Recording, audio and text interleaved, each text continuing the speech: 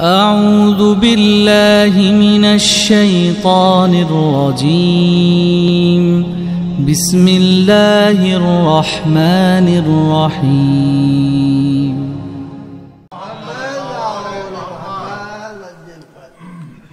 وعلى روحه ونفسه وصهره ووصيه سيد الأتقياء والأصفياء مولى الموالي إمام المتقين علي بن أبي طالب اللهم صل على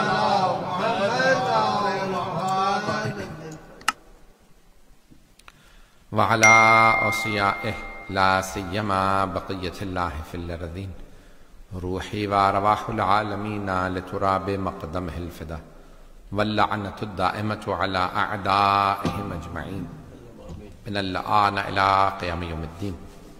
أما بعد فقد قال الله الحكيم في كتابه الكريم بسم الله الرحمن الرحيم يا أيها الذين آمنوا اتقوا الله وكونوا مع الصادقين. صدق الله.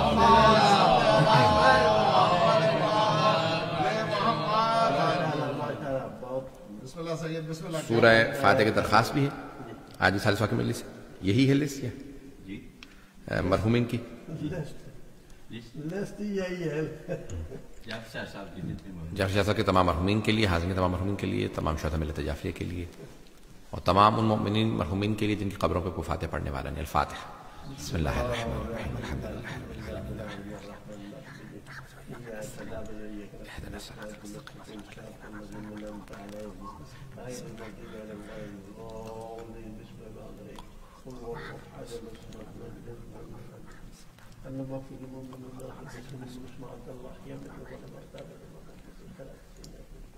اللهم صل على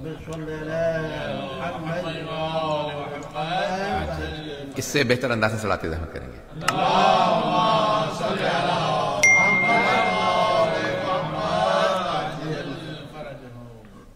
میں نے سورہ توبہ کی آیت نمبر 119 کا انتخاب کیا. ابتدائے سورہ توبہ کے اندر بسم اللہ کی تلاوت نہیں کی جاتی لیکن وسط میں کی جا سکتی ہے اور اس کی آیت ہے اللہ بڑے واضح الفاظ میں فرمایا یا ایھا الذین آمنوا. خطاب ہے اہل ایمان سے. بسم اللہ بسم اللہ. 2 ہفتے بعد دوبارہ واپس ختم ہے تو اللہ جس سے خطاب کر رہا ہوتا ہے اسے توجہ دینی چاہیے کہ کس سے خطاب ہے. کبھی اللہ کہتا ہے یا بنی آدم، اے بنی آدم اے اولاد آدم. کبھی یا ایھا الذین ھادوا. کتنا اللہ کا پیارا انداز ہے. جیسے مسلمانوں کو پکار رہا ہے ویسے ہی یہودیوں کو بھی پکار رہا ہے تاکہ وہ یہ نہ کہیں ہمیں جب بلایا ہی نہیں قرآن میں تو ہم قرآن کی کیوں سنے ہیں. تو یا ایھا الذین ھادوا اے یہودیو. تو یا ایھا الذین آمنوا تو یہاں اہل ایمان سے خطاب ہے. تو میں اس کو پہلے پیش کر چکا ہوں اس لیے فوراً آگے بڑھوں گا. یا ایھا الذین آمنوا اے ایمان والو اتقوا اللہ. تقوی اختیار کر. بسم اللہ. تو اس کا مطلب ہے ہر مومن متقی نہیں. میں اس بات کو پہلے پیش کر چکا ہوں توجہ ہے. اللہ کہہ رہا ہے مومنو متقی بن جاؤ. ہر مومن متقی نہیں ہے، نہیں تو اللہ نہ کہتا مومنو متقی بن جاؤ. ہر متقی مومن ہے. چھٹے امام سے پوچھا گیا کہ مولا یہ تقوی کی نشانی کیا ہے؟ تو آپ نے فرمایا کہ جو حرام سے بچے اور خدا کے امر کے سامنے تسلیم ہو جائے وہ متقی ہے. تو تقوی یہ ہے کہ پرہیزگار انسان حرام سے بچے، گناہوں سے بچے. حتیٰ واجب کا ترک کر دینا بھی حرام ہے. واجب کا ترک کر دینا بھی حرام ہے. واجب کو چھوڑنا حرام یا حرام سے بچنا بھی واجب ہے. پتہ نہیں لوگ ہیں یا نہیں. حرام و واجب متضاد ہیں. جو چیز حرام ہوگی اس کا الٹ واجب ہوگا، جو چیز واجب ہوگی اس کا الٹ حرام ہوگا. بات واضح ہوئی؟ اور مقاصد فکر کا نہیں پیش کر رہا، فقہ جعفری کو پیش کر رہا ہوں.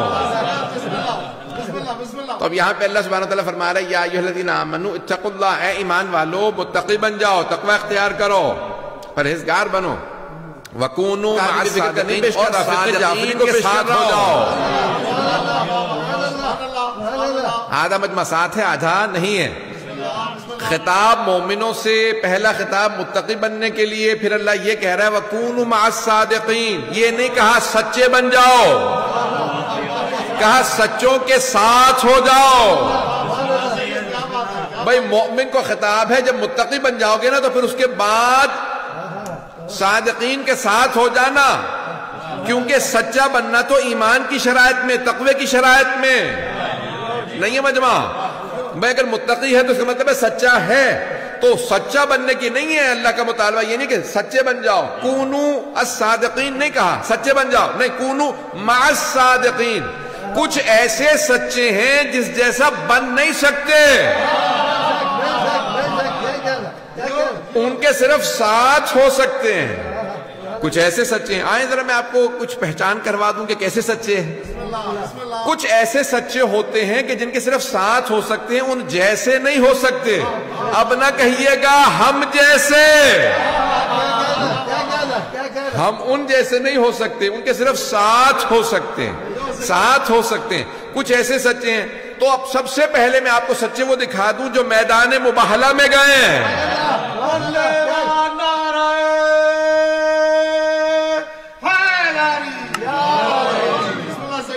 توجہ ہے نا جانے گرام.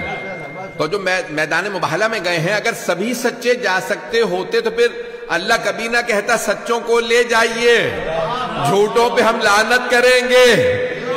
تو اب جو میدان مباہلہ میں گئے ہیں ان جیسے سچوں کے ساتھ ہونا.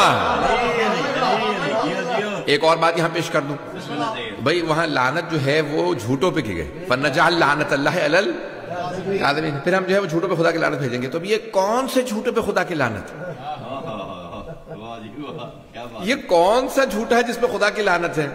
ہمارے ایک بہت بزرگ عالم دین تھے، انتقال ہو گیا، خدا خیر رحمت فرما. سندھ سے تعلق تھا، تو کہنے لگے کہ بھی میں تقریر کر رہے تھے قم میں، تو کہنے لگے میں یعنی تجارت کرتے ہیں لوگ، بزنس مین ہیں زیادہ تر جو دکاندار.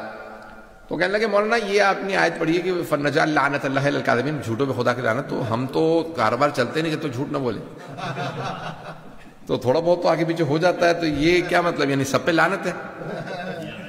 تو اچھا وہاں پہ سب طلبا بھی سب تعجب کرنے لگے کہ نہیں کس کس پہ واقع لعنت ہے، کس پہ لعنت نہیں، کن جھوٹوں پہ لعنت ہے، کس پہ نہیں. جھوٹ گناہ کبیرہ میں، لیکن آیا ہر جھوٹے پہ لعنت ہے؟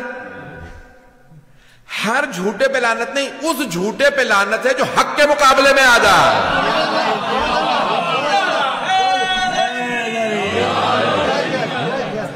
جو حق کے مقابلے میں آ جاتا ہے ایسے جھوٹے پہ خدا کی لعنت ہے. جو حق کے مقابلے میں آ جائے، سچوں کے مقابلے میں آ جائے، جو حق والوں کے مقابلے میں آ جائے، چاہے وہ مباہلہ میں ہو چاہے سقیفہ میں ہو.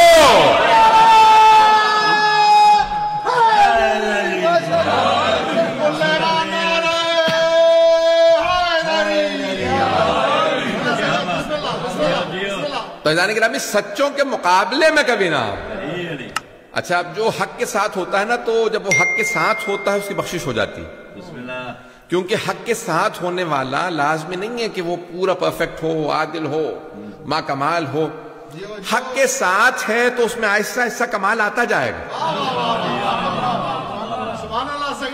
بھئی تھوڑی سی توجہ کیجئے گا. جو سورج کے ساتھ ساتھ رہتا ہے تو روشنی پڑتی رہتی ہے، جو حق کے ساتھ رہے گا اس پہ عکس آتا رہے گا. حق کے ساتھ رہنا بہت ضروری ہے. ساتھ رہو گے تو کچھ نہ کچھ اثر آئے گا، اور جس پہ حق کے ساتھ رہ کے بھی اثر نہ آئے تو اس پہ بھی لعنت ہے. بات پہنچی نہیں پہنچی.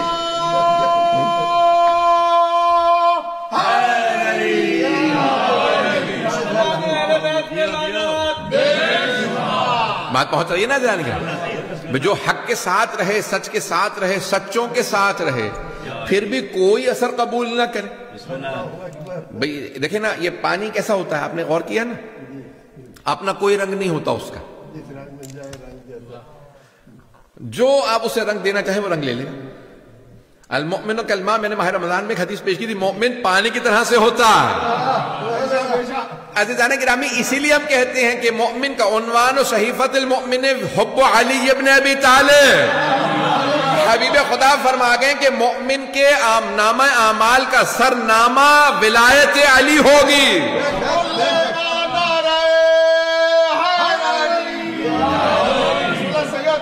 چلیے گا عزیزان گرامی. تو اب یہ حب علی جو ہے وہ صحیفہ مومن کا جو عامنامہ اعمال ہے، میں جو آج پوری تمہید باندھی ہے، میں جو پیش کرنا چاہ رہا تھا کہ خود ہم سے کا موضوع ہے چھٹے امام صاحب کی زندگی. عزیزان گرامی، اللہ نے کہا کہ سچوں کے ساتھ ہو جاؤ. صادق نبی نے دین کی بنیاد رکھی، ان کے بعد حدیث بیان کرنے پہ پابندی لگ گئی. اب حدیث کو جب دوبارہ بیان کر کے دین کو ریوائیو کرنا تھا، احیاء کرنا تھا، تو پھر کسی صادق امام کی ضرورت تھی کہ وہ صادق امام اس فقہ محمدی کو زندہ کریں. تو فقہ جعفری ہی فقہ محمدی ہے، وہی فقہ علوی بھی ہے، وہی فقہ فاطمی بھی ہے، وہی فقہ حسنی بھی ہے، وہی فقہ حسینی بھی ہے، وہی فقہ سجادی بھی ہے، وہی فقہ باقری بھی ہے. اور صرف فقہ جعفری نہیں ہے، وہی فقہ کاظمی بھی ہے، وہی فقہ رضوی بھی ہے، وہی فقہ تقوی بھی ہے، وہی فقہ نقوی بھی ہے، وہی فقہ عسکری بھی ہے، وہی فقہ مہدوی بھی ہے.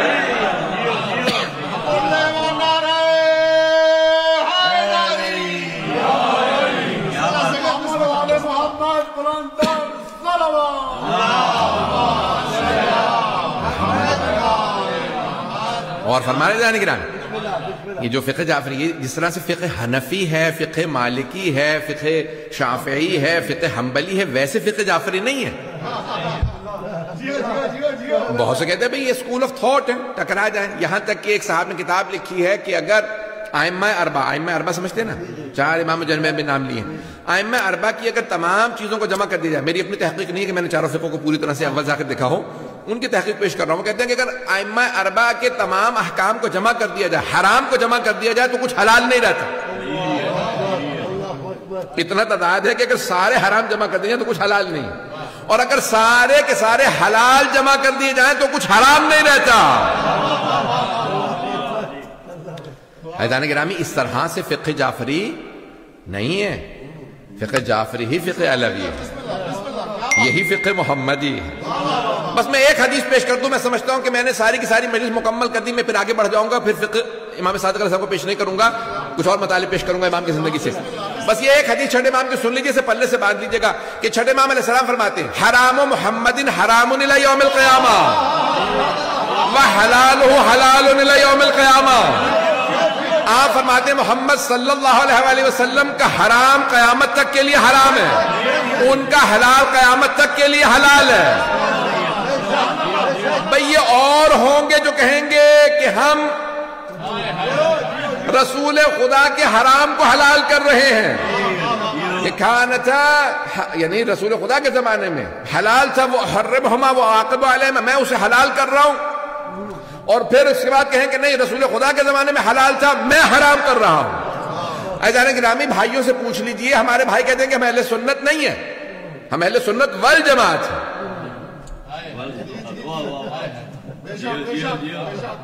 اہل سنت ہمیں ہونے پہ اعتراض نہیں ہے، ہم بھی اہل سنت ہیں. سنت نبوی پہ ہمیں اعتراض، والجماعت پہ ہمیں اعتراض ہے. بھئی جب ہمارے 12 امام، کچھ لوگ پہنچ گئے، جب ہمارے 12 معصوم امام محمد مصطفیٰ کے حرام کو حلال نہیں کر سکتے اور ان کے حلال کو حرام نہیں کر سکتے، تو جماعت صحابہ کو کیسے حق ہے؟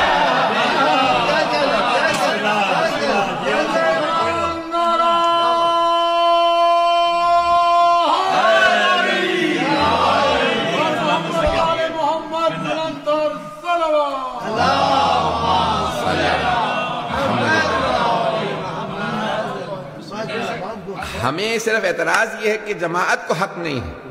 اب مجھے نہیں پتا کہ علامہ اقبال نے یہ کس جماعت کے لیے کہا تھا. اگرچہ بت ہیں جماعت کی آستینوں، مجھے ہے حکم ادا لا الہ الا اللہ. اگر توجہ ہو عزیزان گرامی، اب یہ جماعت کا مسئلہ آ جاتا ہے کہ آپ کہیں کہ اس کو بھی مانو جماعت میں، اسے بھی مانو اسے بھی مانو. ہمارا مسئلہ یہ آ جاتا ہے، ہم کہتے ہیں نہیں سنت نبوی پہ ہم قربان، اہل بیت پہ ہم قربان، قرآن پہ ہم قربان. لیکن جہاں تابعین کا، صحابہ کا اور دوسروں کا اگر دین کا مسئلہ پیغمبر سے ٹکرا گیا تو پھر ہمیں کوئی چیز پیغمبر کے مقابلے میں قبول نہیں ہے، کیونکہ چونکہ قرآن نے کہہ دیا ما آتاکم الرسول فخذوہ وما نہاکم عنہ فانتہوا، اگر جو کچھ تمہیں رسول دے دے قبول کر لو، جس سے روک دے رک جاؤ۔ اس میں نہیں کہا کہ صحابہ شامل ہیں، رسول خدا کا اللہ فرما رہا کہ جو کچھ وہ کہہ دیں ویسا کرو۔ بات واضح ہو رہی ہے جانے گرام؟ تو جانے گرام یہ اعتراض یہی ہوا چھٹے امام پہ، پانچویں امام پہ۔ یہ آپ کیوں کہتے ہیں قال رسول اللہ صلی اللہ علیہ وسلم، رسول خدا نے فرمایا؟ سند بیان کریں، سند سمجھتے ہیں نا، چین آف نریشن، سند بیان کریں۔ آپ نے کس سے حدیث لی، اس نے کس سے لی، اس نے کس سے لی، اس نے بھئی آپ 83 ہجری میں آپ کی ولادت ہوئی ہے، 114 ہجری کے بعد اب آپ جو ہیں وہ سنبھال رہے ہیں منصب امامت 114 ہجری کے اندر، اور یہ یعنی رسول خدا کی وصال کو 100 سال سے زیادہ ہو چکا، تو 100 سال بعد آپ سند بھی بیان نہیں کر رہے۔ آپ فرماتے ہیں قال رسول اللہ صلی اللہ علیہ وسلم، رسول خدا نے یہ فرمایا، تو آپ کو کیسے پتا چلا؟ کسی نے تو بتایا ہوگا آپ کو۔ بھئی جو بھی ممبر پہ آتا ہے، جو مجمع میں بیٹھتا ہے، جو پیاز کی دکان پہ بیٹھ کے کہہ رہا ہے پیاز نہ کھاؤ یا کھا لو مکے میں تو بخشے گئے، جو آدمی جو کچھ بھی کہتا ہے وہ سند بیان کرتا ہے، میں نے اس سے سنا کہ رسول خدا نے فرمایا کہ اگر مکے میں پیاز کھایا تو بخشا گیا۔ پتہ نہیں لوگ ہیں یا نہیں ہیں۔ قابل اعتراض قابل گرفت بات نہیں کروں گا۔ عزیزان گرامی، اب یہاں پہ امام سے اعتراض ہوا کہ آپ بیان کیجئے سند کیا ہے۔ آپ نے فرمایا میں جو کچھ بیان کرتا ہوں اپنے بابا سے، میرے بابا جو کچھ بیان کرتے ہیں میرے دادا سے، وہ جو کچھ بیان کرتے ہیں اپنے والد سے، حسین ابن علی سے، وہ حسن سے یا امیر المؤمنین سے، اور علی جو کچھ بیان کرتے ہیں رسول خدا سے۔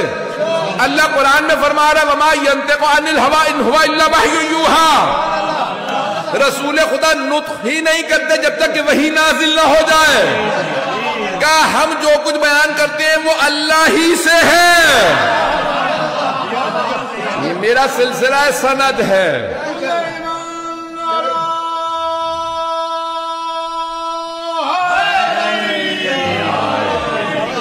توجہ ہے جانے کی نام ہے، کہیں میرا سلسلہ سند ہے، آج بیان کر دیا ہے، آئندہ بیان نہیں کروں گا۔ میں جو کچھ بیان کرتا ہوں وہ اسی سلسلے سے۔ ایزان کرام امام کے شاگردوں میں 4000 سے زیادہ شاگرد۔ اچھا یہ ایسے نہیں شاگرد جو الف بے پڑھ رہے ہیں تو وہ بھی شاگرد ہے۔ اب کوئی مثال کے طور پہ مکتب میں پڑھنے آ گیا، مولا مجھے الف بے پڑھا دیں، مولا یہ تو نہیں کہتے تھے کسی اور سے جا کے الف بے پڑھ لیں، مولا کہتے تھے الف بے پڑھنے آیا الف بے ہی سکھاؤں گا۔ لیکن یہ جو 4000 یونیورسٹی میں تھے نا، امام کے جو حوضے میں تھے، یہ 4000 الف پہ پڑھنے والے نہیں تھے، وہ مسجد میں آیا کرتے تھے۔ یہ تو مدینے میں امام علیہ السلام کا حوضہ تھا، بہت بڑی بلڈنگ جو بھی میں نے خود دیکھی ہے، 2002 تک تو تھی، اس کی دیواریں یعنی خراب ہو گئی تھی، اس کے یعنی کھڑکیاں دروازے توڑ دیے تھے، تو کسی نے کبھی یہاں میں نے کبھی روک دیں گا نہیں، جا نہیں سکتے، اتر نہیں سکتے، میں نے کہا ساری بس رکی رہے، بس میں جلدی سے جا کے زیارت کر کے آ جاؤں۔ میں زیارت کرنے گیا تو یقین مانیے ایسی خوشبو آ رہی تھی، کھنڈر سے ایسی خوشبو تھی کہ پتہ چلتا تھا صادق آل محمد کے قدم آئے۔ تو میں کسی کو سنا رہا تھا، کہنے لگے نہیں آپ کے کوئی شیعہ عطر ڈال گئے ہوں گے، ایک صاحب مجھ سے کہنے لگے کہ شیعہ، میں نے کہا تو پھر مانو نا، کچھ ہستیاں ایسی ہیں کہ جن کے کھنڈر پہ بھی لوگ عطر ڈال کے جاتے ہیں۔ مدرسہ کھنڈر پہ بن جائے تو لوگ وہاں عطر ڈال کے جاتے ہیں۔ اوروں کے متعلق میں کچھ نہیں کہوں گا۔ ایزان گرامی کی جناب صادق آل محمد علیہ السلام کا کرم ہے، 4000 شاگرد، اور یہ سب لوگ ایک بقول ایک صاحب کے کہ یہ سب ریسرچ پیپر لکھ رہے تھے، پی ایچ ڈی یا ایم فل لیول کا، یہ سارے کے سارے شاگرد تھے۔ اور اس کی دلیل کیا؟ کہ ان کے شاگردوں میں ایک سے ایک قابل آدمی، اور انہی کے شاگردوں میں سے امام ابو حنیفہ بھی، امام مالک بھی ہیں۔ امام ابو حنیفہ صرف 2 سال پڑھے، امام مالک 7 سال پڑھتے رہے، اور امام مالک اپنی کتاب میں لکھتے ہیں کہ میں نے نہ کسی کتاب میں پڑھا، نہ دیکھا، نہ سنا اتنا قابل انسان اور اتنا باتقوی زہد والا آدمی جتنا کہ جعفر ابن محمد۔ اللہم صلی اللہ محمد۔ چلیے گا نا، تھوڑا سا موضوع خشک ہو جائے گا لیکن چلیے گا۔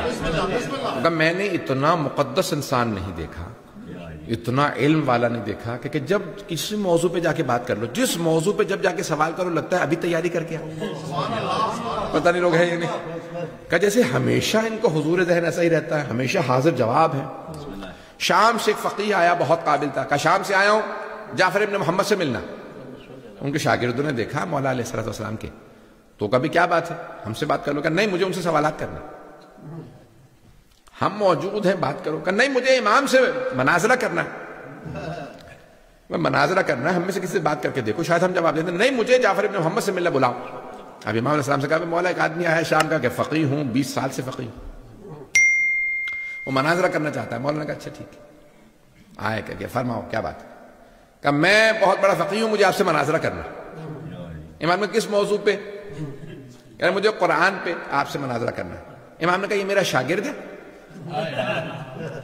اور اس کا نام حمزہ طیار ہے، اس سے مناظرہ کر لوں۔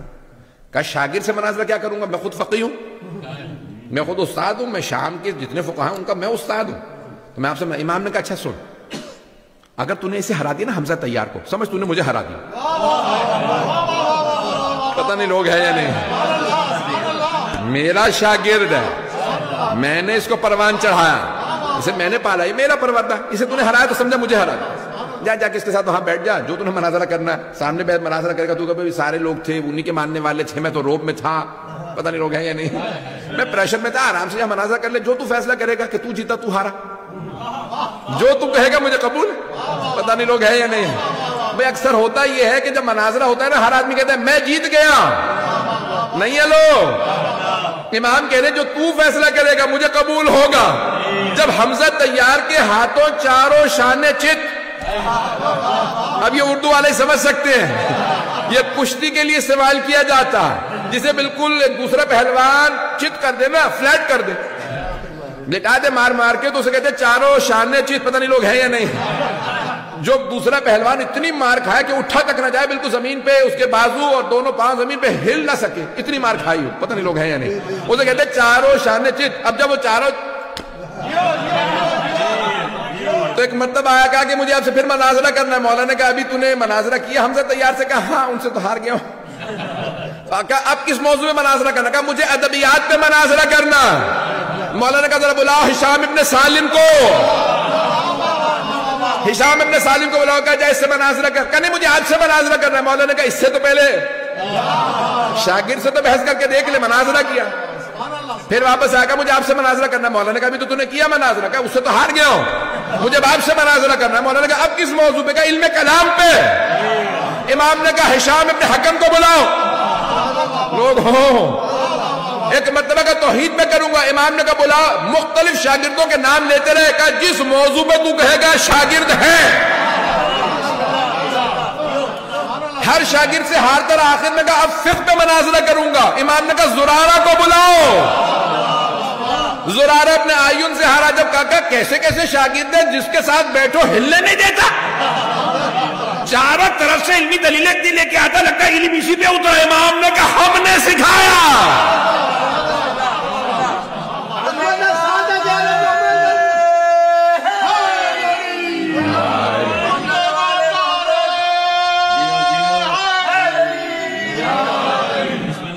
توجہ ہے ذہن گرامی، یہ امام کے شاگرد، یہ امام کے پروردہ۔ ذہن گرامی مختلف بڑے بڑے علماء، ایک مرتبہ خود یونان کا، بریتو زمانے میں بڑا ایڈوانس مانا جاتا تھا، یونان کے بڑے بڑے فلاسفہ گزرے تھے، بڑے بڑے اطباء گزرے تھے، ڈاکٹرز گزرے تھے میڈیسن کے اندر۔ تو ایک ڈاکٹر آیا، اس نے کہا میں ملنا چاہتا ہوں تمہارے استاد سے۔ امام نے کہا کہ بلاؤ۔ کبھی کیا کس چیز کے ایکسپرٹ ہو؟ اس نے کہا میں مثال کے طور پہ زولوجی کا میں ایکسپرٹ ہوں، طب میں ماہر ہوں، جانوروں کے میں نے بڑے سارے مختلف جانوروں کے میں نے علاج کر کے دیکھے ہیں، ان سے مختلف میں نے بیماریوں کے۔ امام نے کہا اچھا، تو اب امام نے ایک مرتبہ اگر آپ توحید مفضل اٹھا کے دیکھیں، اگر سننا چاہیں گے، میں ایک دلیل دوں گا، گھبراہٹ آپ کی بتا رہی ہے کہ کوئی علمی موضوع سننے کے موڈ میں نہیں ہے آپ، حالانکہ روزے بھی ختم ہو گئے اب تو۔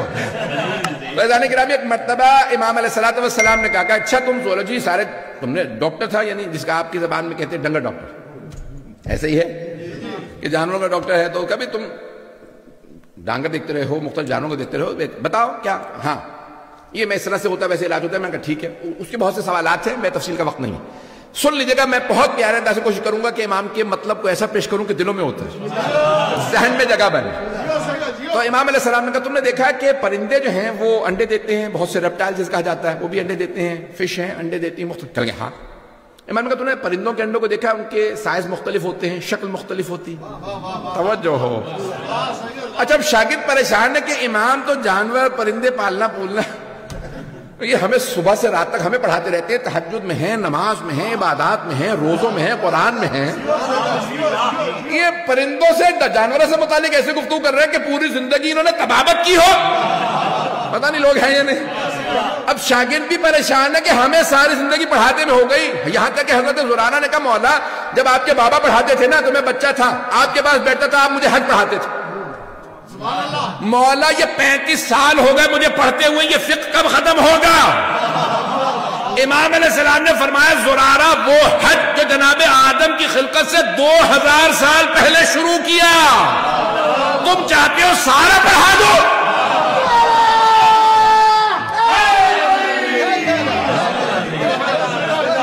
ایسے ایسے شاگرد تھے، اب سارے پریشان کہ امام ہمیں فقہ پڑھا رہے ہیں، قرآن پڑھا رہے ہیں، تفسیر پڑھا رہے ہیں، حدیث پڑھا رہے ہیں، رجال کلام، اتنے علوم پڑھا رہے ہیں، یہ طبیب آ گیا، لگتا کہ اس کے بھی استاد امام ہیں، سیکھا ہوا وہ آیا، تجربہ وہ کر کے آیا۔ امام نے کہا اچھا میں ایک مثال دے رہا ہوں، میں نے کہا دلوں میں اتارنا چاہتا ہوں، پورا خونِ جگر دے رہا ہوں، میرے ساتھ رہیے، بڑے الفاظ کو اس طرح سے پیش کروں گا، امام کی خوبصورتی کو نہیں لا سکتا، لیکن کوشش کروں گا کہ آپ کے دلوں میں امام کا عشق و محبت بڑھ جائے۔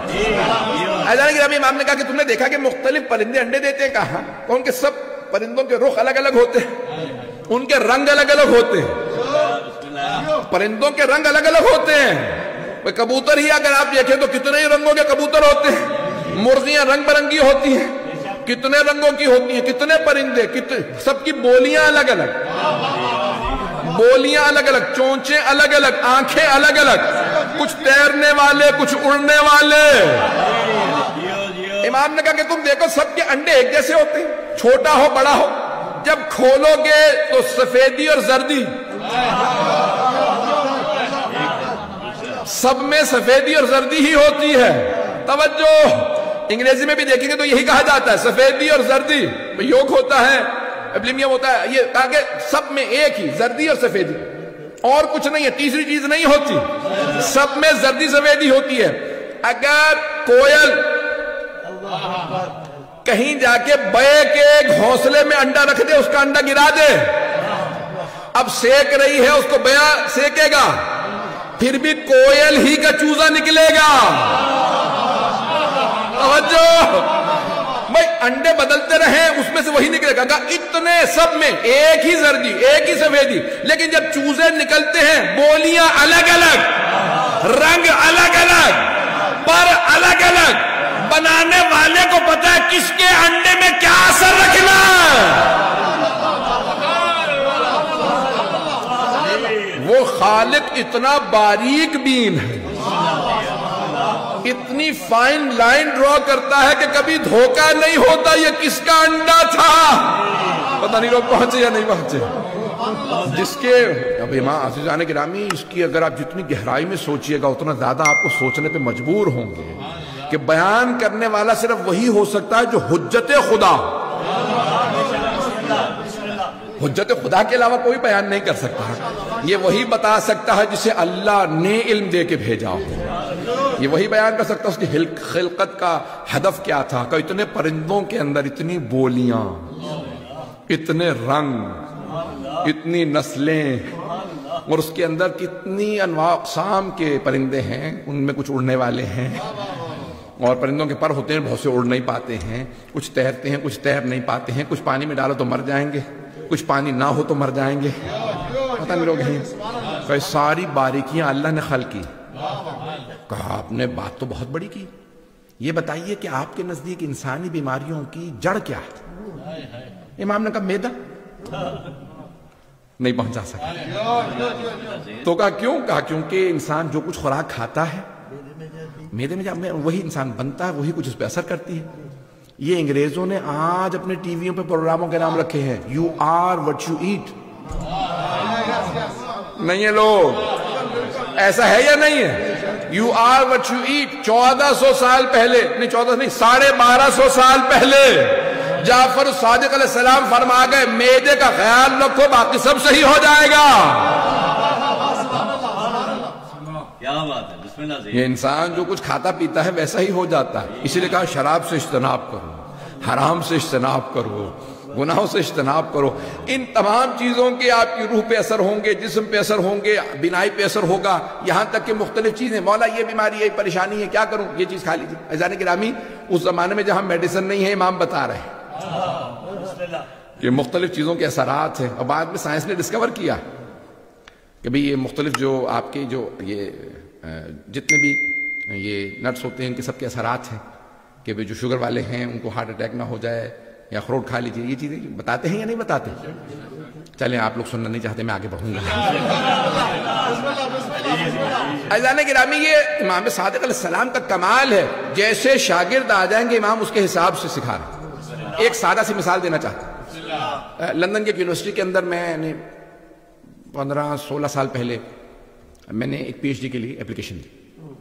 تو انہوں نے کہا کہ بھئی یہ موضوع, انہوں نے مجھے فون کیا, میں یہاں پہ فیکلٹی کی ہیڈ خاتون پروفیسر ہوں, یہ نام ہے. یہاں پہ ہمارے پاس کوئی بھی اتنا کوئی قابل آدمی نہیں جو کہ اس پی ایچ ڈی کو سپروائز کر سکے. سپرویژن ہمارے کرنے کے لیے ہمارے پاس نہیں. میں نے کہا میں آپ کو کوئی بتا دیتا ہوں کہ وہ سپروائز کر سکتے ہیں. کہ لگے ہم ایک اسٹوڈنٹ کے لیے ایک آدمی نہیں لا سکتے, یہ ہمیں بہت زیادہ کاسٹ آئے گی. تو میں نے کہا آپ اس یونیورسٹی میں کتنے اسٹوڈنٹس ہوں گے؟ کہ 20,000 سے زیادہ. توجہ, پڑھانے والے کتنے ہیں؟ پروفیسر, اسسٹنٹ پروفیسر, لیکچر, ان کو تو کئی 100 ہیں, ہنڈریڈز. توجہ. اچھا, ایک ڈپارٹمنٹ میں آپ اکیلی ہیں؟ نہیں. اس نے کہا ایک ڈپارٹمنٹ میں اکیلا آدمی ہو ہی نہیں سکتا, کیونکہ ڈپارٹمنٹ کے اندر اسپیشلائزیشن سب کا الگ الگ نہیں ہے. مجمع ہر ڈپارٹمنٹ میں, ایک ہی فزکس کا ڈپارٹمنٹ ہے, اس میں ایک پروفیسر نہیں ہے, کئی پروفیسرز ہیں. نہیں ہے مجمع میرے ساتھ. آپ انگلش کے ڈپارٹمنٹ میں چلے جائیں, انگلش ہے, لینگویج ہے, کیا مصیبت ہے؟ اتنے ڈپارٹمنٹ میں لوگ کیوں ہیں؟ کبھی سب کا اسپیشلائزیشن الگ الگ ہے. کوئی لٹریچر کا ہے, کوئی کمپیریٹو اسٹڈیز کا ہے, کوئی لنگوسٹکس کا ہے, کوئی لینگویج کا ہے, کوئی گرامر کا ہے. نہیں ہے مجمع. ایک ہی زبان ہے, اس کے اندر اتنے پروفیسر کا نہیں, 15-15, 20-20, 30 بعض کا پروفیسر ہیں ایک ڈپارٹمنٹ میں. اس لیے نہیں کہ اسٹوڈنٹ زیادہ ہیں, اسپیشلائزیشن الگ الگ ہے. اتنی بڑی یونیورسٹی, 20,000 سے زیادہ وہاں پہ اسٹوڈنٹس, 500 سے زیادہ پروفیسر, لیکچرر, لیکن امام صادق کے ایک شاگرد کو پی ایچ ڈی نہیں کرا سکتے. 4,000 شاگرد چھٹے امام کی بارگاہ میں پی ایچ ڈی کر رہے تھے. ان سب کی صلاحیت ختم ہو گئی تھی, چھٹے امام کی باقی تھی.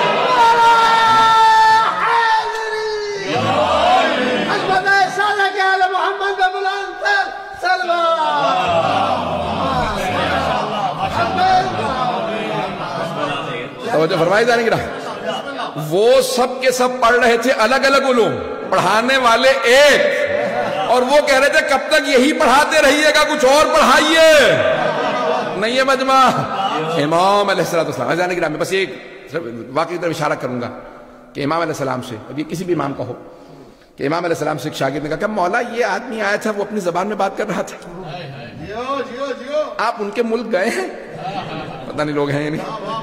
مولا نے کہا کیوں؟ کہا ان کی زبان آپ روانی سے بول رہے تھے, نہ آپ نے انٹرپریٹر بلایا ہے, نہ پوچھا کون سی زبان ہے, یہ کہ کیسے کو بات بتایا تو صحیح کہ کس زبان میں بات کر رہا ہے, کہاں سے آیا ہے. تو مولا آپ نے اس کی زبان میں اسی سے روانی سے بات کی. امام مسکرائے. امام نے کہا ذرا کنکری دینا, اٹھائی. امام نے لعاب دہن لگایا, کہ منہ میں رکھ. اس نے وہ کنکری منہ میں رکھی. اب سارے شاگرد دیکھ رہے ہیں کہ کیا کر رہے, بہت تیزی, 1 2 3 4 5 گن رہا بہت تیزی. کیا گن رہے ہو؟ 70 تک گیا.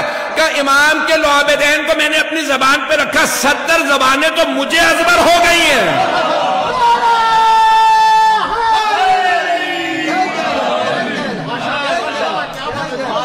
کہ 70 زبانیں تو مجھے ازبر ہو گئی ہیں, جن کے لعاب دہن کا اثر ایسا ہو.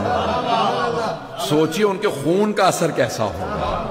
عزیزان گرامی, ائمہ اہل بیت علیہم السلام. تو عزیزان گرامی, یہ امام علیہ السلام کا بحث میں زیادہ تفصیل میں نہیں جا رہا ہوں, بس 1-2 واقعہ کی طرف اشارہ کروں گا کہ امام کے شاگرد بڑے بڑے قابل شاگرد ہیں امام علیہ السلام. امام کے شاگردوں میں سے ایک شاگرد کا نام, آپ نے یہ واقعہ سینکڑوں مرتبہ سنا ہوگا, مجھ سے بھی سن لیجیے. نام ہے ہشام ابن حکم, کوفے کے رہنے والے ہیں, شیعہ ہیں, اور بہت نوخیز سے, ابھی ان کی داڑھی بھی نہیں آئی تھی. تو یہ امام کے شاگرد. تو امام کے پاس آئے ملنے کے لیے مدینے میں. مولا نے ایک مرتبہ کہا کہ بھئی جب گئے تو مولا بار بار دیکھ رہے ہیں کہ وہ ہشام آنے والا, وہ آنے والا. لوگوں کو مولا کون آنے والا؟ کبھی ابھی آنے والا. جیسی وہ آیا مولانا نے ابا اتاری ہشام کو اڑایا. اچھا حضرت ہشام بہت زیادہ امام کے عاشق تھے. جب دیکھا مولا مجھے اتنا، وہ جیسے ہاتھوں کو چومے پاؤں کو چومے مولاؤں کو گلے لگا رہے ہیں. میرے پاس آ کے بیٹھے. اب سب دیکھ رہے ہیں بھائی بڑے بڑے جلیل القدر اصحاب موجود ہیں، نہیں ہے مجموعہ، بس سفید ریش موجود ہے. امام ان کو اتنی محبت ساتھ بٹھا. کہا بھئی تم سب بتاؤ، تم سب کو بتاؤ کہ تم جب شام گئے تھے تو تم نے کیسے ہماری امامت کا دفاع کیا؟ کہ تم سب ہمارے دین کا دفاع کرتے ہو یا ہماری ولایت و امامت کا دفاع کرتے ہو؟ آپ سمجھ میں آئے امام کیوں احترام دے رہے ہیں کہ یہ جاتا ہے ہماری امامت کا دفاع کرتا ہے. کہا ذرا سب کو بیان کرو کہ تم جب شام گئے تھے تو تم نے کیسے ہماری امامت کا دفاع کیا؟ کم مولا جب آپ کے سامنے آتا ہوں تو مجھ سے بولا نہیں جاتا، لگتا ہے کہ میری زبان پہ تالے لگ گئے. مولا بول نہیں سکتا یہاں. مولا نے کہا کہ مجھے اپنا امام مانتے ہو؟ کہ بے شک مولا آپ ہی کو تو امام مانتے ہو. پھر میں حکم دے رہا ہوں بیان کرو اگر سننا چاہے تو. کہا مولا میں جب شام گیا تو عامر جو مفتی اعظم، یہ کہتے ہیں آپ لوگوں کی زبان میں مفتی اعظم، چیف مفتی کیا، اور شام کا سب سے بڑا جو مفتی تھا تو مفتی اعظم شام، تو وہ وہاں دمشق کا موجود تھا، ممبر پہ تھا. تو ایک مرتبہ میں بھی جا کے بیٹھ گیا مسجد میں. تو اس نے کہیں کہہ دیا سلونی سلونی قبل ان تفقدون. بس جس کا دماغ خراب ہوتا ہے وہ علی کے مقابلے میں آ جاتا ہے. اس نے کہا کہ سلونی سلونی قبل ان تفقدونی. تو میں نے ہاتھ کھڑا کیا کہ اے شیخ میں سوال کر سکتا ہوں؟ میں کہا بیٹا جو سوال کرنا کرو. کہ لیکن یہ میں بتا دوں میں بچہ ہوں. جب امام سے ملنے ابھی داڑھی پوری نہیں ہے، 16-17 برس کی. جب امام سے آئے ہیں ملنے تو 18 برس کے، 19 برس، اس سے زیادہ نہیں تھے. تو وہ کہا بھی میں بچہ ہوں، میں بچکانا سوال کروں گا، آسان آسان سے سوال کروں گا، برا تو نہیں منائیں گے؟ کہا نہیں جو پوچھنا ہے پوچھنا. اب وہ 73 برس کے شیخ ہم. تو کہا کہ یہ بتائیے آپ کی آنکھیں ہیں؟ بہت مفتی اعظم نے غصے میں دیکھا، دیکھ بھی رہے ہو پھر سوال کر رہے ہیں. میں نے تو آپ سے پہلے کہا تھا میں بچہ ہوں، میں بچکانا سوال کروں گا.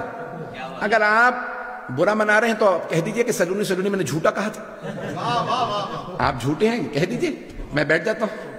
اب وہ سمجھ گیا کہ یہ بہت تیز آدمی. کہا کہ نہیں میں سلونی تو میں نے کہہ دیا، جو پوچھنا پوچھو گا. بتائیے آنکھیں ہیں آپ کی؟ کہہ لیں گے ہاں آنکھیں ہیں. کیا کرتے ہیں آپ آنکھوں سے؟ کہا آنکھوں سے دیکھتا ہوں. اچھا آپ کے کان ہیں؟ کہنے کان بھی ہیں تم دیکھ رہے. کہا بتائیے کانوں سے کیا کرتے ہیں؟ کہا کانوں سے سنتا ہوں. کہا آپ کے ہاتھ ہیں؟ کہا کیا کیا کرتے ہو؟ کہا محسوس کرتا ہوں. زبان ہے؟ کہا بول تو رہا ہوں. کہا نہیں زبان ہے. کہا ہاں ہے. کیا کرتے ہیں؟ بولتا ہوں چکھتا ہوں. ناک ہے؟ ہاں. کیا کرتے ہیں؟ سونگتا ہوں. کہا اچھا آپ کا دماغ بھی ہے؟ کہنے لگے دماغ ہے. تو کہنے لگے دماغ کیا کام کرتا ہے؟ تو کچھ سوچنے لگا. کہا جب آنکھیں دیکھتی ہیں نا تو دماغ تصدیق کرتا، جو دیکھا وہی دیکھا، کچھ اور نہیں دیکھا.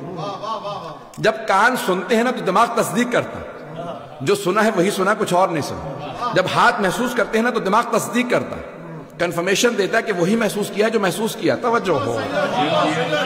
تو کہا اچھا حواس خمسہ جب محسوس کریں تو دماغ تصدیق کرتا. کہیں گے ہاں. تو اس کا مطلب ہے آپ یہ کہنا چاہ رہے ہیں آپ کے اس جسم میں دماغ امام کا کام کرتا ہے. کچھ دیر سوچتا رہا. کہا ہاں کہہ سکتے ہیں. نہیں کہا کہہ سکتے ہیں، صحیح ہے یا غلط؟ کہیں گے ہاں اس جسم کے اندر دماغ جو ہے وہ امام کا کام کرتا ہے. کہا آپ کے 6 فٹ کے وجود کو تو امام کی ضرورت ہے اور اس ساری کائنات کو امام کی ضرورت نہیں.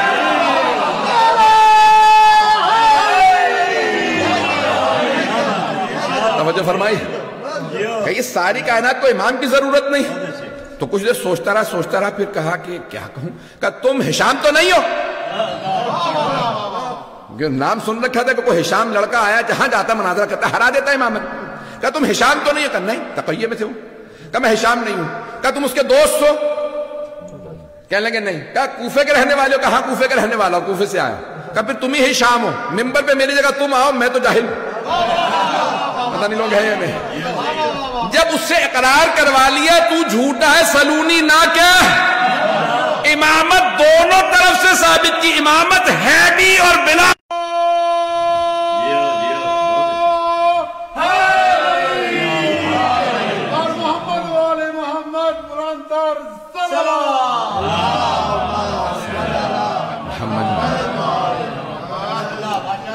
میں نے آپ سے کہا تھا واقعہ آپ نے سن رکھا ہوگا. میں اپنے اسلوب سے اپنے انداز سے سنانے کی کوشش کرتا ہوں کہ اس میں ایک چاشن پیدا کرنے کی کوشش کرتا ہوں کہ لوگ اس کو سنیں تو اس میں سے ایک نیا پہلو کے انداز سے اس کو پیش کروں.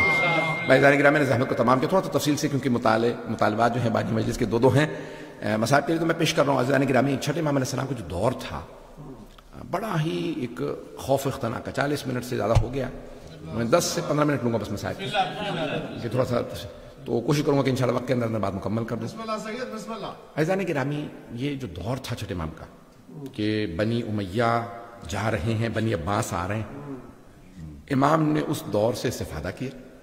انہیں لڑنے دو, میں علم پھیلاتا رہوں گا. پہلے جنگ اہل بیت ہی کے خلاف تھے. امام جانتے ہیں میرے بعد جو امام آئیں گے ان کے بھی خلاف محاذ ہوگا, تو اب میرے ہی پاس مہلت ہے, مجھے ہی فرصت مل رہی. امام نے فوراً اس فرصت سے استفادہ کیا اور فقہ اہل بیت کو رائج کر دی. اسی لیے فقہ جعفری کو ساتھ ساتھ کہہ دیا کیجئے کہ ہاں ہم جعفری ہیں لیکن فقہ اہل بیت کے مانیں. قوم مقدس کے بہت بڑے عالم دین نے جملہ کہا ہے مرجع تقلید, وہ کہتے ہیں کہ اتنا لفظ اہل بیت دہراؤ, اتنا دہراؤ. کیا مانتے ہو؟ اہل بیت. سیرت نبی کہاں سے لیتے ہو؟ اہل بیت سے. سنت نبی کسے سمجھتے ہو؟ اہل بیت سے. قرآن کسے سمجھتے ہو؟ اہل بیت سے. فقہ کس کا مانتے ہو؟ اہل بیت کا. تاریخ کس کی مانتے ہو؟ اہل بیت کی. تفسیر کس کی مانتے ہو؟ اہل بیت کی. توجہ, فضائل کس کے مانتے ہو؟ اہل بیت کے. مسائل کس کے مانتے ہو؟ اہل بیت کے. کہ اتنا اہل بیت اہل بیت اہل بیت کرو کہ ہر آدمی مجرم محسوس کرے. اگر ان کے پاس اہل بیت ہے تو ہمارے پاس کیا ہے؟ ہر آدمی محسوس کرے انہی کے پاس اہل بیت ہے. عزیزان گرامی اہل بیت اہل بیت اہل بیت اہل بیت رسول اہل بیت محمد آل محمد اتنا زیادہ ورد زبان بنا لیا. عزیزان گرامی اب امام علیہ السلام نے کیا کیا کہ اہل بیت علیہ السلام کا تعارف کروایا اور پہچان کروا دی. 148 ہجری میں امام کی شہادت ہوئی ہے. منصور دوانقی نام, عباسی خلیفہ ہے. پہلا تھا عبداللہ صفاح, صفاح کہا جاتا تھا صفاح, بہت ہی ظالم خون بہانے والا. تو دوسرا یعنی منصور دوانقی, بہرحال تفصیل ہے لیکن میں وقت بھی نہیں. تو منصور دوانقی بہت ظالم تھا, اس نے امام کو کئی مرتبہ زہر دلوانے کی کوشش کی. تو امام علیہ السلام نے کیا کیا کہ 2-3 چیزیں کی. ایک تو یہ کہ عراق گئے زیارات پہ اور ساری زیارات کے آداب بتائے, حرم بتائے, قبروں کے نشان بتائے, وہاں پہ باقاعدہ حرم کی تعمیر, تاکہ بعد میں آنے والے جب کہیں نا فقہ جعفری سے ثابت کرو تو امام کہیں میری سیرت سے ثابت. یہ لوگ جو کہیں گے نا کہ حرم گرا دو, حرم بنانا بدعت ہے, تو سارے فقہ میں ہو سکتی ہے, فقہ جعفری میں نہیں. پتہ نہیں لوگ ہیں یا نہیں. امام خود گئے. یہ زیارت وارثہ کہاں سے آئی ہے؟ چھٹے امام علیہ السلام. حضرت صفوان نے جب سنی تو کہا مولا میں نے زیارت سنی تھی آپ سے, سن کے لکھی ہے, سنانا چاہ رہا ہوں کہیں غلطیاں تو نہیں ہوئی. امام نے کہا سناؤ, تم نے کیا اپنے حافظے سے لکھی؟ انہوں نے سنائی. مولا نے کہا اس میں یہ غلطیاں تھی, ٹھیک کر لو. اب انہوں نے امام سے سن کے تصحیح کر کے ہمیں دی. پتہ نہیں لوگ ہیں یا نہیں. پھر کہا مولا آپ نے کربلا میں ایک زیارت پڑھی تھی, زیارت عاشورہ. مولا میں نے لکھی ہے. امام نے کہا سناؤ. پھر کہا اس کے بعد مولا آپ نے ایک دعا پڑھی تھی, امام نے کہا اس کا نام دعا القمہ. ہاں مولا یہ سناؤ. امام نے تصحیح کی. تو یہ ساری حضرت صفوان سے آئی. اب میں یقین مانیے کہ دل کر رہا کہ آدھا گھنٹہ بے شک مسائل پڑھوں, لیکن وقت نہیں.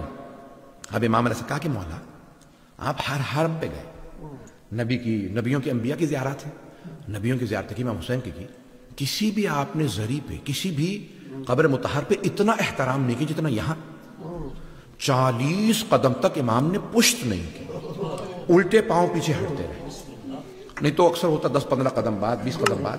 کہا 40 قدم مولا آپ نے پشت نہیں کی. مولا یہاں کون ہے؟ کہا یہاں ہمارے جد امجد, یہاں علی بن ابی طالب علیہ السلام, یہاں ہمارے کیا. مولا میں یہاں یہ نشان لگا دوں؟ مولا نے کہا ہاں, لیکن اعلان نہ کرنا, ابھی بھی میرے جد کے دشمن بہت زیادہ ہیں, خاص شیعوں کو بتانا. کہا مولا میں خاص شیعوں کو لا سکتا ہوں؟ کہا ہاں لا سکتے ہو. کہا اچھا مولا ہاں. بس وہ گئے, انہوں نے فوراً نشان لگا لیا. پھر 8ویں امام کے زمانے میں اعلان ہوا. اب چھٹے امام علیہ السلام نے پہلے کربلا گئے, سارے زیارات سب کچھ بتایا, یہاں کون کس طرح سے, یہ نشان, یہ مصائب. جب امام جاتے روتے. کا مولا کیوں رو رہے ہیں؟ کہ اس مقام پہ میرے چچا گرے تھے. اب یہ امام علیہ السلام نے مقامات بتائے تو حضرت صفوان نشان لگاتے رہتے. اچھا مولا یہاں کیا ہوتا؟ کہ یہاں خیموں کے نشان تھے. اب تو جلا دیے گئے تھے نا, خیمے تو آگ لگ گئی تھی. مولا نے کہا یہاں میری پھپھیوں کے خیمے تھے. بس ایک مرتبہ کسی نے سوال کیا کہ مولا اس مقام پہ کیوں رو رہے ہیں؟ کہا میرے جد کا ایک چھوٹا سا بچہ تھا, اسے ہرملہ نے تیر مارا تھا. امام نے بڑی تفصیل سے ہر ایک مسائل بتائے. تو حضرت صفوان روتے بھی, امام کو دیکھتے روتے ہیں. اور پھر کہا کہ مولا, ایک مرتبہ جب مولا واپس آ گئے, مدینے آئے, تو منصور دوانت ملعون نے ایک رات امام کے گھر کو آگ لگوا دی. اب آپ سوچیں کہ کس امام پہ کتنے کتنے ظلم ہوئے. رات کا وقت تھا, امام گھر میں سو رہے تھے, امام کی بیٹیاں بھی اسی گھر میں تھیں. رات کے وقت امام کے گھر کو آگ لگوا دی. بس گھر کو آگ لگنا تھی, امام فوراً صحن میں آ گئے, خادم فوراً پانی ڈالنے لگے, آگ بجھا رہے تھے.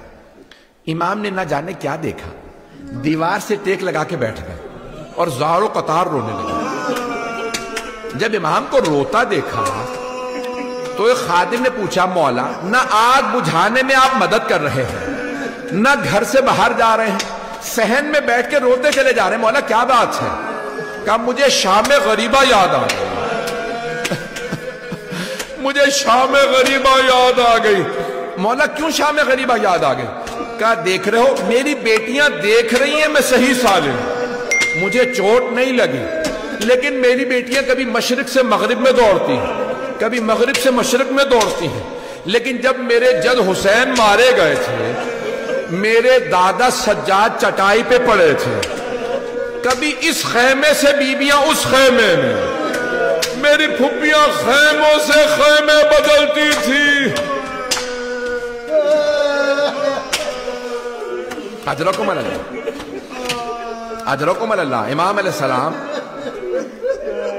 اتنا مولا عرصہ گزر گیا, مولا 50 برس سے زیادہ عرصہ گزر گیا, 60 برس ہو گئے, آپ پھر بھی شام غریبہ یاد کر رہے ہیں. مولا شام غریبہ نہیں بھلا سکے.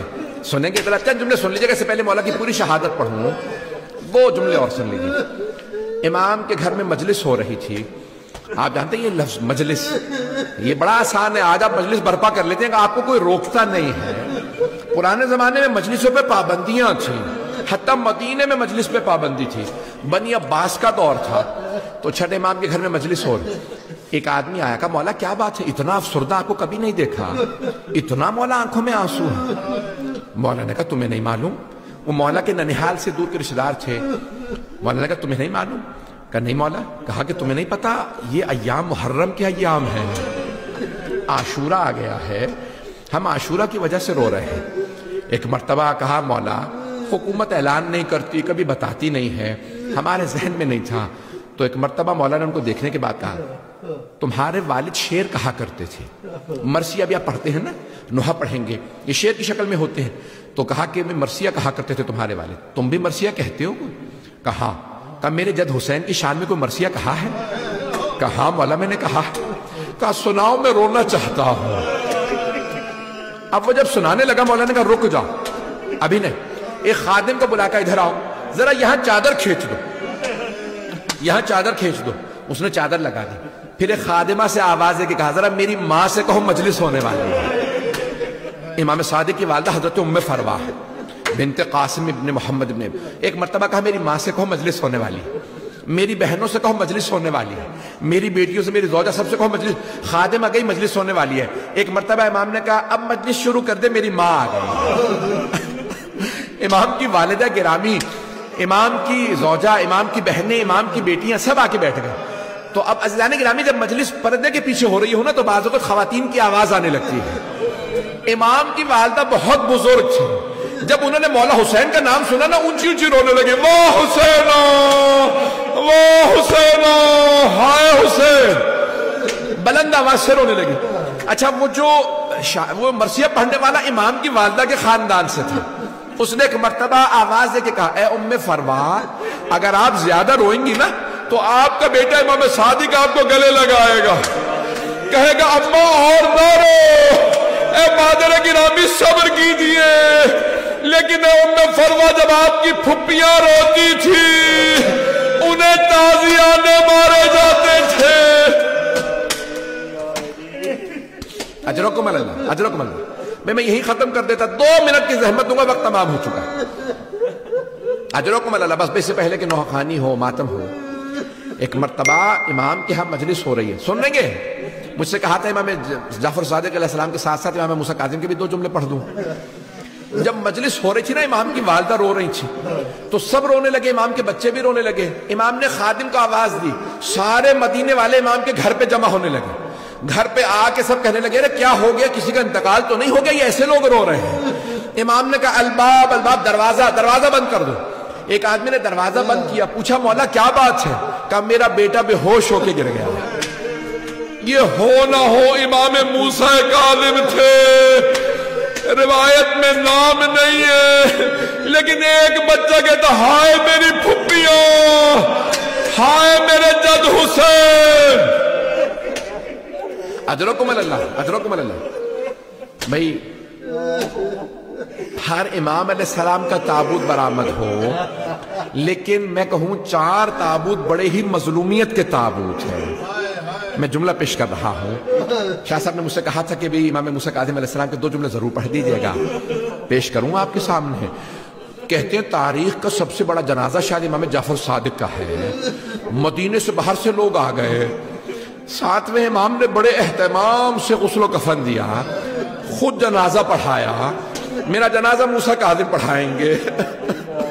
ہر باپ کو حسرت ہوتی ہے میرا غسل و کفن میرے بیٹے کرے، میرا جنازہ میرا بیٹا پڑھائے، لیکن ہائے رے امام حسین، جنازہ میں گور و کفن پڑا رہا، دھوپ میں لاشا تھا۔ اجرکم اللہ۔ آخری جملہ، بس بھی وقت تمام ہو چکا۔ 4 میں تابوت پیش کر رہا تھا، بس بھی میں نے سارے مصاحب چھوڑ دیے۔ 3 تابوت 4 ہیں، میں 3 پیش کروں گا۔ 4 تابوت بڑے مظلومیت کے تابوت ہیں۔ پہلا جناب فاطمہ الزہرا کا، رات کی تاریکی میں تابوت اٹھا، بڑا مظلومیت کا تابوت ہے۔ وقت نہیں ہے، میرے ساتھ رہیے گا، کوئی رونے میں بخل نہ کرے۔ دوسرا تابوت ایک زندان میں اٹھا، ایک بیمار بھائی نے ہاتھوں پہ چھوٹا سا لاشا، آواز دے کے کہا 72 کے عزادار بابا۔ تیسرا تابوت امام سجاد کا، وصیت کی میرے بیٹے تعظیم سے مجمع کو نہ بلانا، میرے بابا کا دھوپ میں لاشا پڑا رہا۔ آخری جملے، چوتھا تابوت کس کا ہے؟ پل بغداد پہ ایک تابوت دھوپ میں پڑا ہے، جس سے زنجیریں لٹک رہی ہیں۔ ایک مزدور نعرہ لگا رہا تھا، رافضیوں کا امام مر گیا۔ الا لعنت اللہ علی القوم الظالمین۔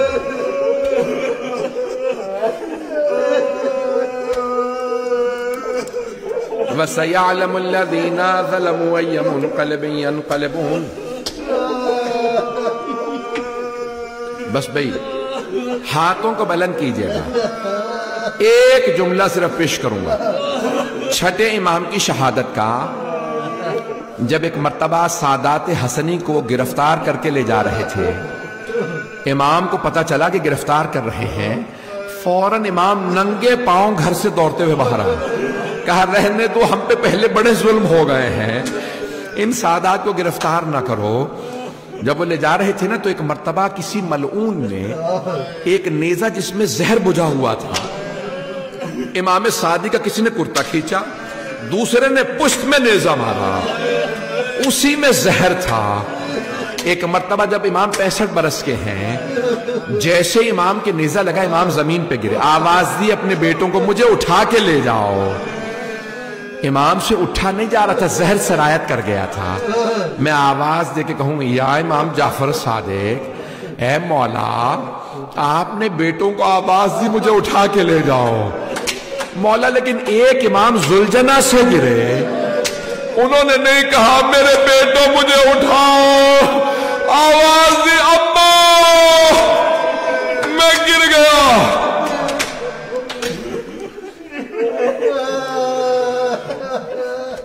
پروردگارا واسطہ صادق آل محمد کی عظمتوں کا، ان کی ٹوٹی ہوئی قبر کا واسطہ تمام مومنین کے جان مال عزت آبرو کی حفاظت فرما، دشمنان اہل بیت کو نیست و نابود فرما، داعش و طالبان کو آل سعود کو غارت فرما، پروردگار دنیا کے حالات بہت سے خراب ہے، فلسطین کے، شام کے، بحرین کے، یمن کے، سب کی حفاظت فرما، کشمیر کے، نہ جانے کہاں کہاں، افغانستان، پروردگار سب کی حفاظت فرما، بانی مجلس کی توفیقات میں اضافہ فرما، ان کے تمام مرحومین کے، ہم سب کے تمام مرحومین کی شب جمعہ ہے، سب کی مغفرت فرما۔ ربنا تقبل منا انك انت السميع العليم بحق محمد وآله الطيبين الطاهرين المعصومين۔